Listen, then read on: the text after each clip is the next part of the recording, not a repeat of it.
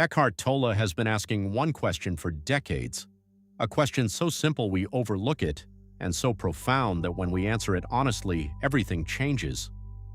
The question is, are you present right now?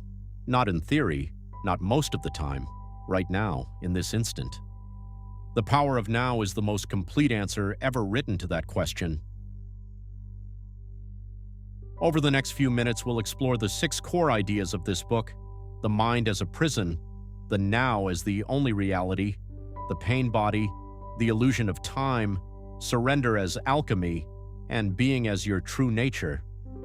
Not to memorize them, but to recognize them in your own direct experience. Chapter 1: The Mind as a Prison. Tolle opens with a statement that unsettles us.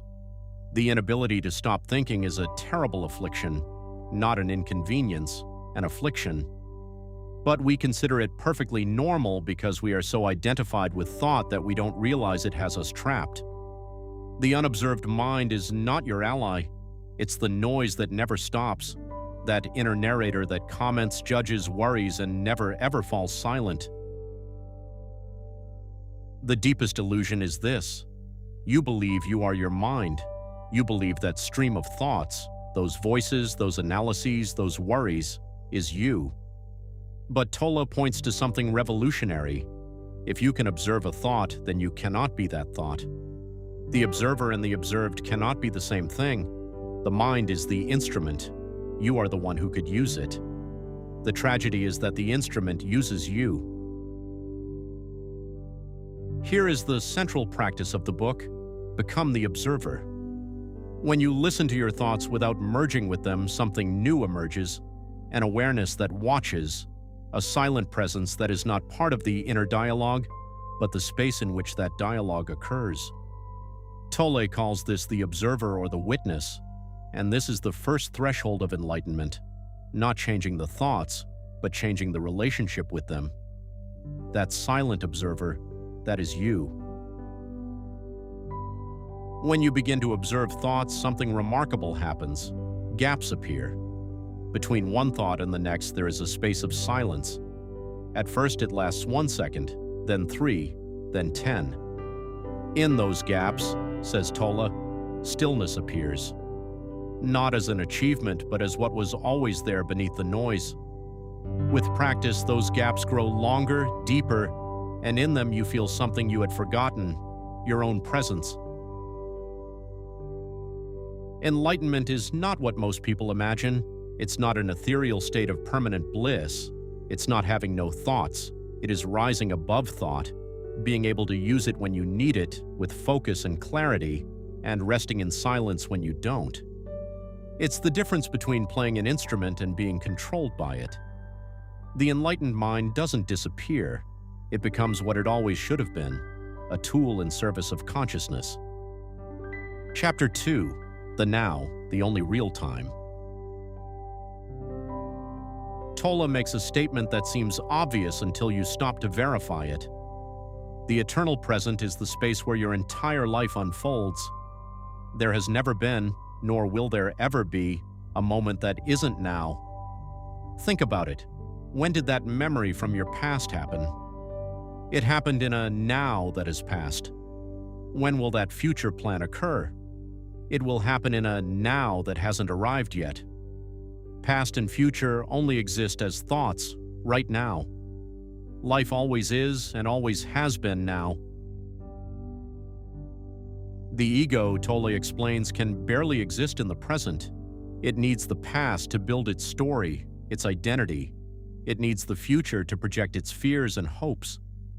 The present moment threatens it because in it there is no drama, no story, no self-narrative. And here is the paradox. The only place where you can find freedom is the only place the ego refuses to live. The present holds the key to liberation, but you cannot find it as long as you are your mind. The now is not just the stage where life happens, it is the only point of access to being.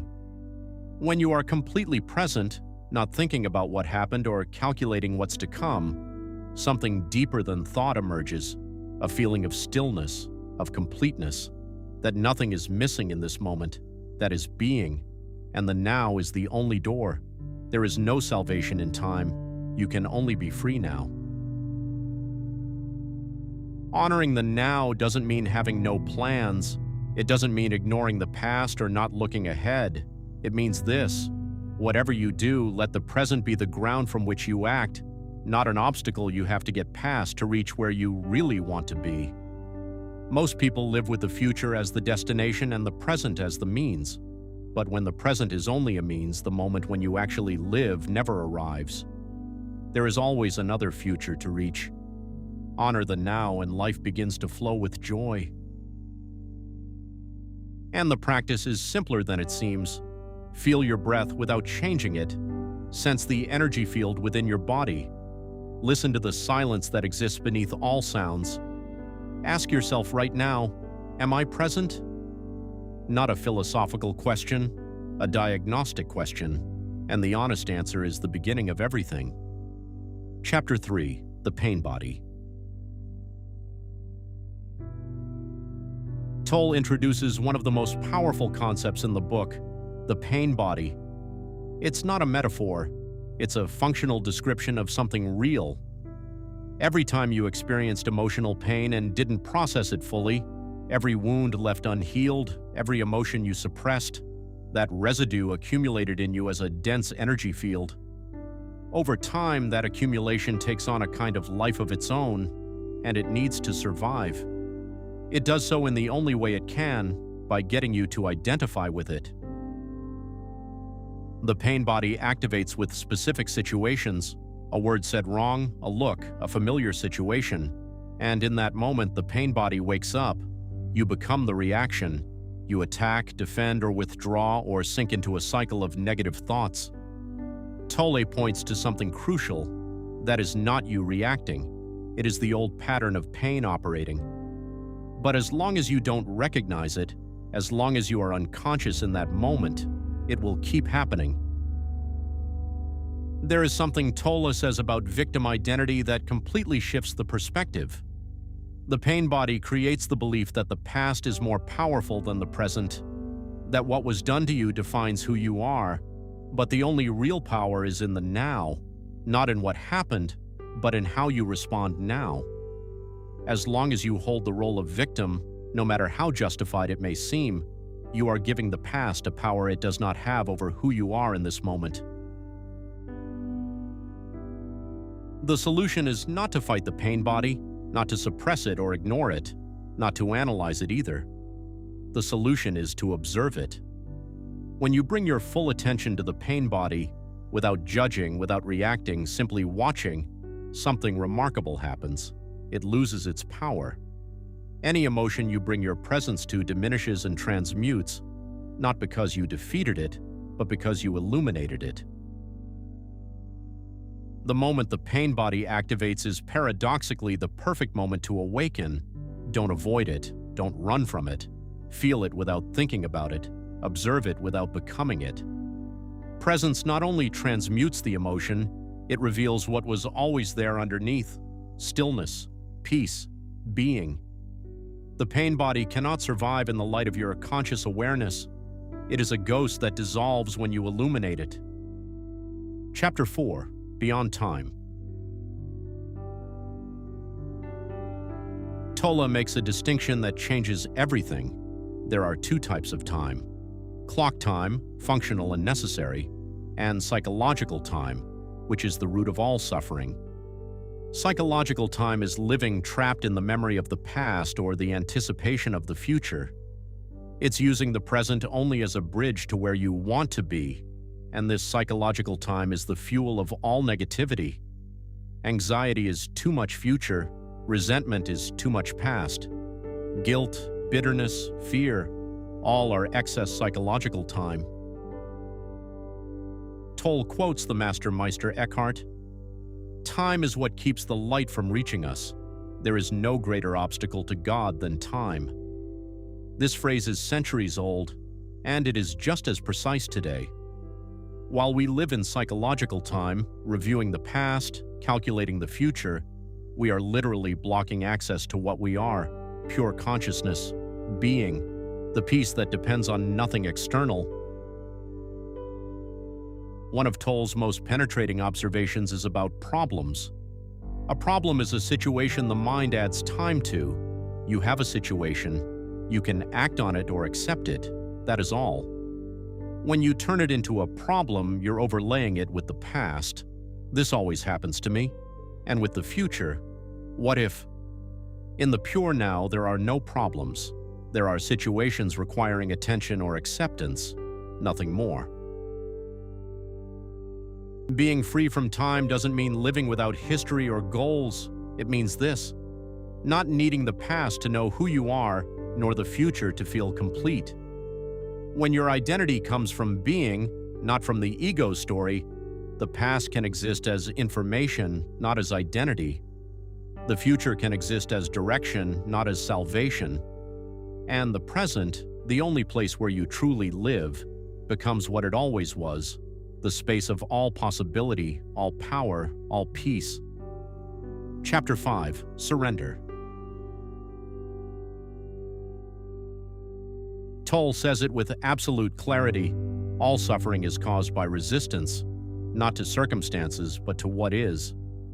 It may look as if a difficult situation is the cause of suffering, but in reality it isn't. Some people navigate devastating losses with a profound equanimity, and some people suffer intensely over relatively minor situations. The difference is not in the circumstances, it is in inner resistance.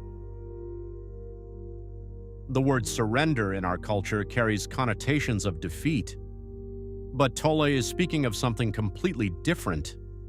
To surrender is to release inner resistance. It is not passive resignation, it is not inaction. It is acting from peace rather than from fear.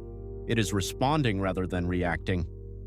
Paradoxically, in surrender you discover real power, because resistance separates us from being, and being is the only place of real power. Tolle gives us a practical and immediate signal.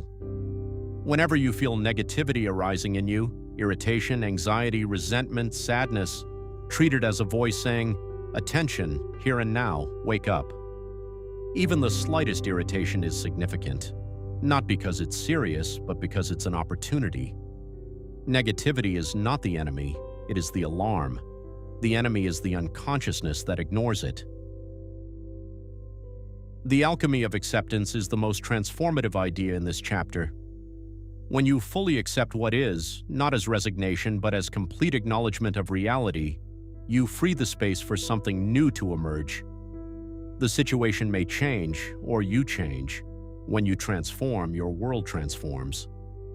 Tolle puts it this way: surrender doesn't transform what is. Surrender transforms you. And when you transform, your entire world transforms. Because the world is not something that happens to you. It is a reflection of your state of consciousness. Become an alchemist. Don't flee from suffering, transmute it. Don't ignore pain, illuminate it with presence. Don't fight the darkness, turn on the light. That is surrender, and that is alchemy. Chapter 6. Being your true nature. Beneath the thinker there is stillness. Beneath the mental noise there is love. Beneath the pain there is peace. That is what Tolle calls being, not a separate entity, but what you are in your essence before the mind builds its story. Love, joy, and peace are not emotions to be achieved. They are not the result of having the right circumstances. They are three aspects of the state of connection with being. They are your natural state when the mind grows quiet. Tolle gives us a concrete practice to access being, inhabiting the inner body. The inner body is not the physical body you see in the mirror. It is the field of vital energy you can feel from the inside, a living, vibrating presence that is always there. When you direct your attention to that inner sensation, not thinking it, just feeling it, something important happens. The mind grows quiet, psychological time stops, and the now becomes something palpable. Silence is not the absence of sound, it is a presence. Attending to outer silence, the silence beneath all sounds, creates inner silence. And in that inner silence, in that stillness that does not depend on anything ceasing outside, is the unmanifested. Tolle says something the master Meister Eckhart also said: nothing in this world resembles God as much as silence. One of the most beautiful consequences of being present is what happens to the people around you. You don't have to do anything special. You don't have to say anything profound. Your presence itself transforms the space. Every person you contact will be touched by your presence. The peace you radiate, even if you don't consciously perceive it, affects others. Your perception of the world is a reflection of your state of consciousness, and when your state changes, your world changes. And we arrive at the center of everything. Love is not outside. It is not in finding the right person or achieving the right circumstances. Love is a state of being. It is deeply within you. You cannot lose it. It cannot leave you. In the stillness of your presence, you can sense your own reality, the unmanifested life that animates your physical form. When you feel that in yourself, you can feel it in everyone else. That is true love. You don't need to search for peace, nor become someone different, nor wait for anything to change before you can be free. This moment, exactly as it is, already contains everything you are. You are already home. Eckhart Tolle wrote, "The power of now," to remind us of this. Not as an idea, but as a direct experience available right now in this instant. You only need to stop looking for it in the future and recognize that you are already in it.